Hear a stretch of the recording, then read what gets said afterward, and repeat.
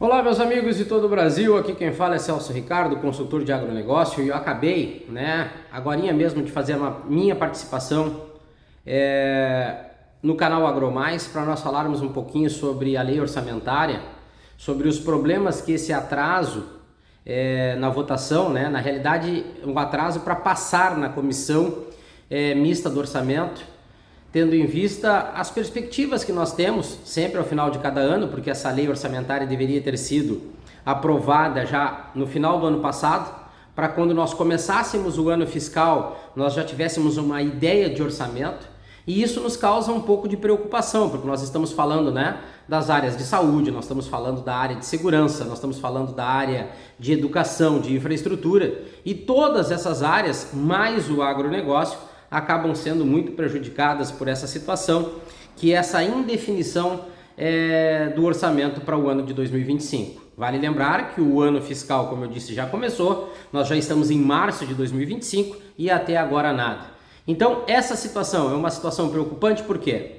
Porque trata das garantias, por exemplo, de execução de políticas públicas, trata também de problemas sobre previsibilidade e estabilidade da economia, trata de problemas com relação à atração de investimentos também, tudo porque esse atraso pode afastar investidores e comprometer o investimento, os projetos estratégicos para o nosso país, tendo em vista esse ano de 2025. E quando a gente fala sobre agronegócio, é ainda mais preocupante. O agronegócio não é somente o campo, não são os assuntos que remetem ao setor primário, como a grande maioria dos brasileiros pensa. O agronegócio tem uma grandeza muito maior. Nós falamos do campo, sim, de tudo que incide direta e indiretamente. Nós temos uma economia municipal vivendo das atividades do campo. Nós temos também a economia nacional, que depende, o PIB, mais de 30% é do agronegócio. E aí sim a importância precisa ser levada para o nível que ela realmente representa. Nós temos problemas com relação à própria produção de alimentos, a instabilidade, as incertezas, e nós temos também toda essa burocracia que, a partir da liberação do volume financeiro para o agronegócio, nós temos toda aquela burocracia a ser seguida para que o produtor rural tenha acesso a esses valores. Vale lembrar que o ano passado a grande preocupação do governo foi em dizer que liberou o maior plano safra da história. Sim, pode ter sido no papel, mas na prática, no final do ano já não tinha mais dinheiro. A AproSoja veio a público, eu comentei isso em uma das reportagens lá no AgroMais, de que a própria AproSoja veio a público falar que os bancos estavam trancando a liberação dos créditos, criando um cenário sobre as leis ambientais que nem o próprio governo tinha. Então isso era já um anúncio de que estavam criando barreiras porque não tinha dinheiro. O próprio Pronaf não teve dinheiro. Eu estou falando da agricultura familiar, chegou no final do ano não tinha mais. E olha que eu estou falando por ter contato com pequenos produtores que não tiveram condições de ter acesso a essa situação. Então, são inúmeros os problemas que esse atraso da lei orçamentária está causando para o Brasil como um todo. Como eu disse, saúde, educação, nós estamos falando de segurança, infraestrutura, nós estamos falando de agro, tudo fica comprometido ou com um baita ponto de interrogação.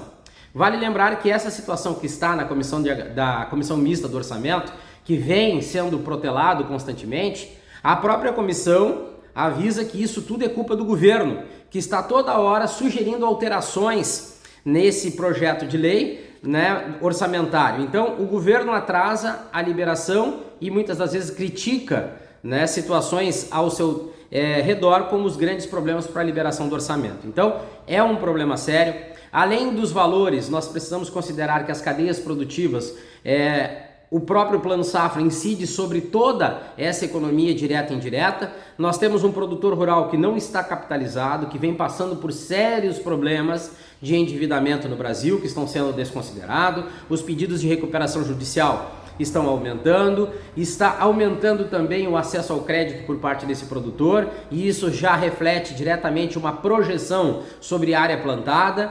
E isso também vai interferir diretamente na produção de alimentos que no final, somados todos os intempéries, vai afetar diretamente o preço dos alimentos. E aí o governo, através do Lula, vem falar que não entende por que os alimentos estão caros. Existem inúmeras situações, e eu falei recentemente sobre o ovo, onde o Lula fez uma alusão sobre a galinha comer carne e não cobrar mais caro pelo preço do ovo. Isso mostra uma imaturidade, uma incapacidade, até um deboche dele para com o povo brasileiro. Existem inúmeras situações que estão debaixo do nariz do presidente, mas ele desconsidera e aproveita um momento que está com o microfone na mão para falar ainda mais bobagem. Então nós temos esse atraso da lei orçamentária, incide diretamente sobre a projeção para a próxima safra, área, volume e diversificação. Nós temos o problema da disponibilidade de crédito, que não é somente anunciar um valor exorbitante de plano safra, nós temos que garantir esse valor. E o mais preocupante, como que ele será liberado?